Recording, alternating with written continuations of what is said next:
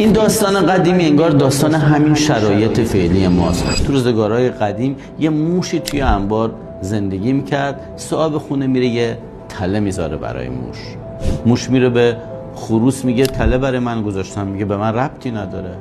به گوسفند میگه تله گذاشتن، اونم میگه به من ربطی نداره. به گاو میگه، اونم میگه به من ربطی نداره.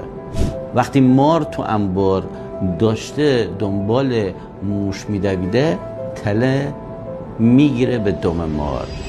زن صاحب خونه که صدا رو میشنوه فکر میکنه موش گیر افتاده، میاد میبینه مار زخمیه. مار زن صاحب خونه رو نیش میزنه و مریض میشه.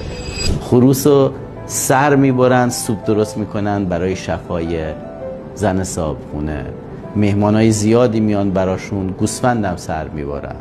ولی زن صاحب خونه فوت میشه و برای عزاش سر گاو را هم میبرن و موش از اون سوراخ کوچیک نگاه میکنه، چیزی که از نظر اونها فقط به اون ربط داشته چه بلایی سر اون آورد.